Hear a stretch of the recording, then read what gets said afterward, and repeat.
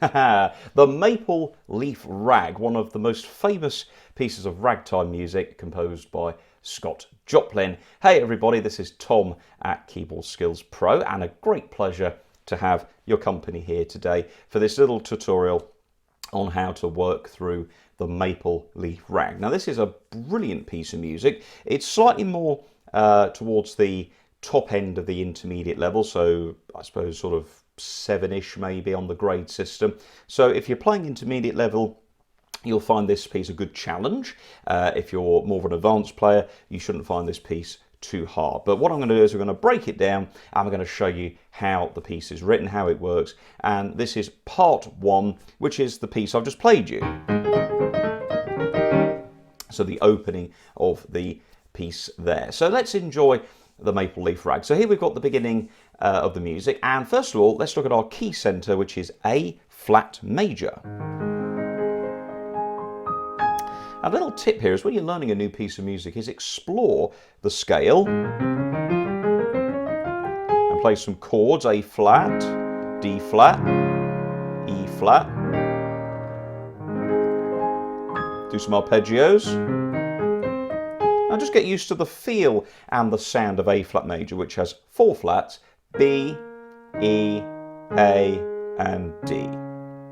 Okay, now ragtime music generally is not played too fast. You'll hear lots of people going, because you know it's a kind of a showy piece. But that's not really how Joplin intended to be played. It's more of a march rhythm.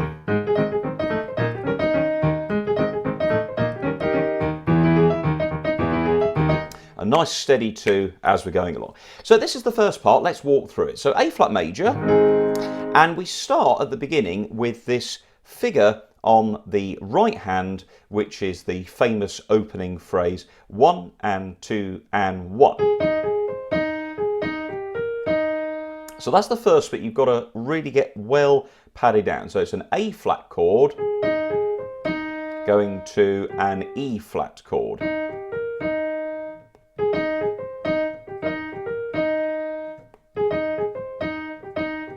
Now I'm playing that a little bit more with a triplety kind of rhythm, but if you play it strict in time, but if you want to play it a little looser,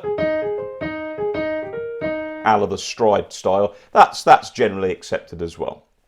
So the rhythm there, notice, is it's all quavers, semi-quavers, sorry, until we get to the quaver on the second beat. They're right in the middle, so it's 1 and 2 and 1. Da, da, da, da, da. And notice the emphasis there on the octaves.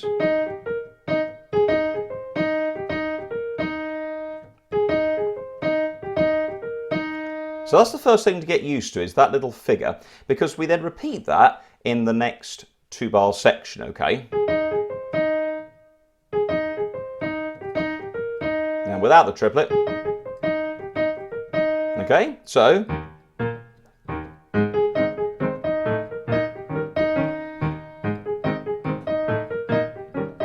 Okay, so that's really nice. Careful not to play that A flat. There's a G. So that's your first opening phrase, okay? So that's all based around the A flat chord and the E flat chord. Notice how my hand is stretched and I'm using the E flat as my anchor point at the top and the bottom. So get your hand nice and wide, and the middle fingers, 2s and 3s, are using this middle bit. So 1, 2, 3, 4, rest. Rest. Okay, so that's your opening right hand, so worth learning that first, counting yourself in 1 and 2. Maybe play the 2 left hand notes just to lead you in. That's a good tip. So we've got E flat to A flat, big octaves there, look. So 1 and 2 and 1.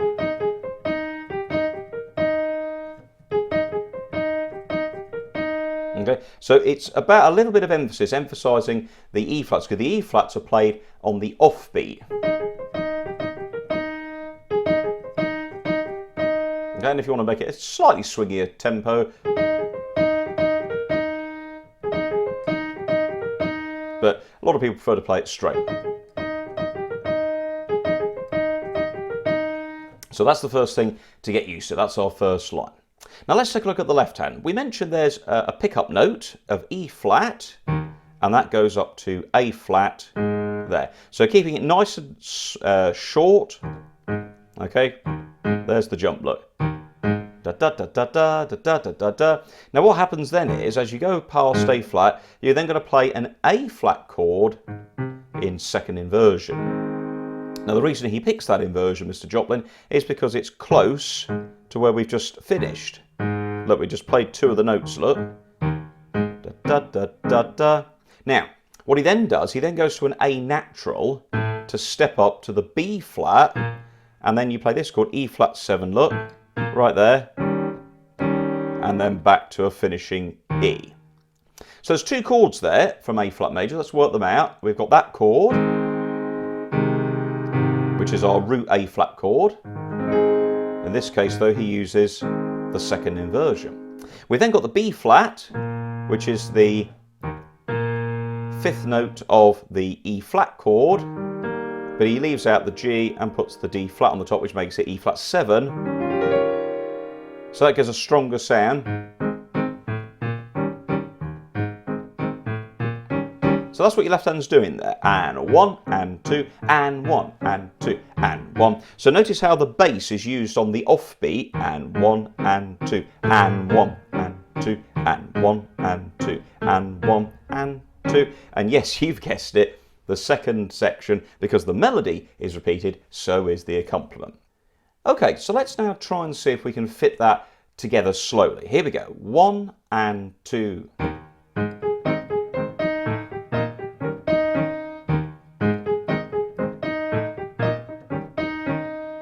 Okay, so watch that. See how it comes after. Look, so it's all about quavers, the halves, and then the quarters. And 1. Okay, now what then happens is we're going to go up half a tone to E natural, but in the music we refer to this as F flat. So you're going to go da da da dum, and then a quick E, and then you're going to, on the bass, bring the E flat up to F flat. Think of it as E natural, and then follow this with a caterpillar. So it's caterpillar. Okay, 1 and a 1 E and a. Okay, so we've got A flat, C flat, and then the same octave E flat. Sorry, F flat there. So 1 E and a. Then just go back down half a step to the E flats and alternate like that. Do do do do. Okay, so those two bars go like this. Let's now play that section together.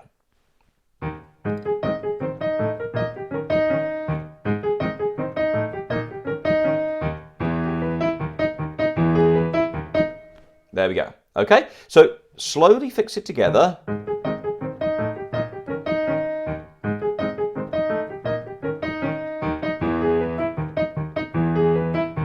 Okay, so look at that there, look.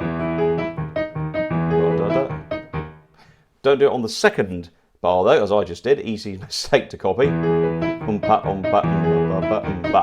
Okay, now, this next little section looks quite hard, but it isn't. It's just basically a climbing broken chord pattern that goes up an octave each time. So you need to go all the way down to the bottom of the piano, bottom A flat, and then the chord is played in the bass clef with the right hand, A flat, C flat, A flat. So it's A flat minor.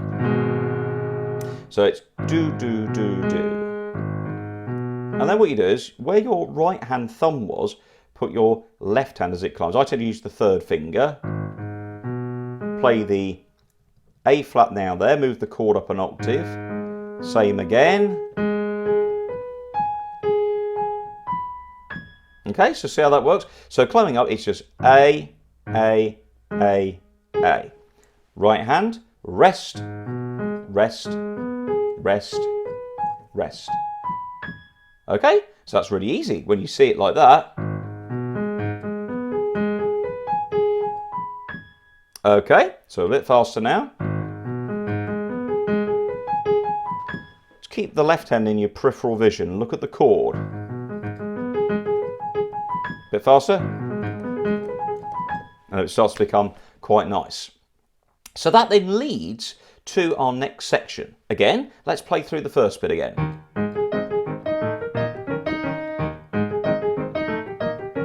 There we go, and then down, so like forming the chord in the air. Now, when you finish there, that A flat, just put an A flat on the bottom, and then this chord is, excuse me, a diminished chord. Okay, so it's 1 and 2 and so that's tied, you see, there's the syncopation, getting louder, and then up to there's the foot diminished, climbs to our A flat chord, that's second inversion again, okay?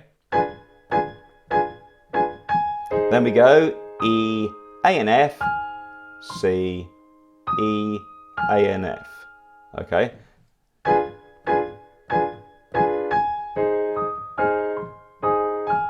And all you do is just chug the chord. Look, that has to keep going automatically. Back again. Diminished. Cha-cha, hold. And then we come to here. There's that F flat again, look. And here's the chord underneath. F flat, A flat, C flat. So change that. Look, it's quite often the con, they use these chromatic steps. And here's the end. A flat, E flat 7, and then you finish with a big A flat chord. There we go, so let's go back to that first bit. Hold, A flat. Da da da da dum. And the next bit is a doddle, because once you've learnt that third line, as it is on my score, you just come down an octave, coming in nice and early on that A flat, okay? And then just play all the chords down octave.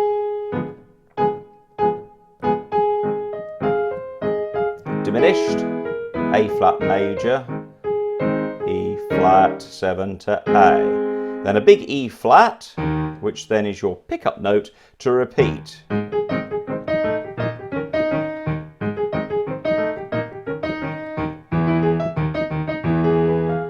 I sometimes play that as an octave. So that, watch that there. Rising chords. And look, as I get to the top, look, form that chord shape.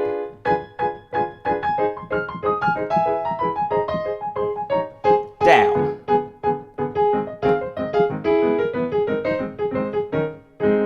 Okay. Get your thumb on the E flat there. And then when we finish the second time, A natural to lead into the next section, which is part 2. So there we go. That's the first part of Maple Leaf Rag by Scott Joplin, which was printed as far back as, I think as early as about 1900, and certainly forms a great example of the popular piano playing at the time. Now, as I said, you can either play it in traditional ragtime style, or you can play it more swingy.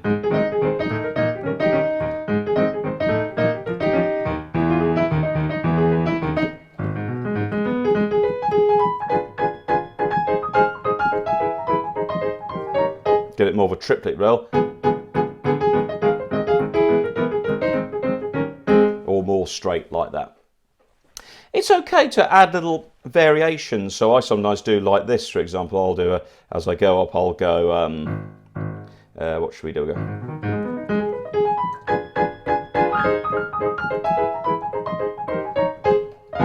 Do a little.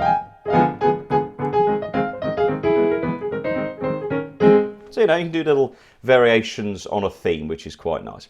Hope you've enjoyed that, and as I say, work on the parts separately. That works really well, and do continue to watch this. We're going to split the piece up, and I'm going to record part 2, part 3 and part 4, so hopefully you'll have a chance to do that. And if you haven't got any Joplin, go and buy a book from your local music shop. If you enjoyed this tutorial and you'd like to learn some more, there's a bunch of other videos here on my channel, and if you enjoyed it, please do hit the subscribe button, and every time we upload a new video, you'll be notified. If you've really enjoyed this video and you'd like to support Keyboard Skills Pro, please do so by joining my Patreon page. All the details are in the description below the video here. Thanks ever so much for watching. Enjoy the Maple Leaf Rag, and I'll see you soon. Thanks a lot.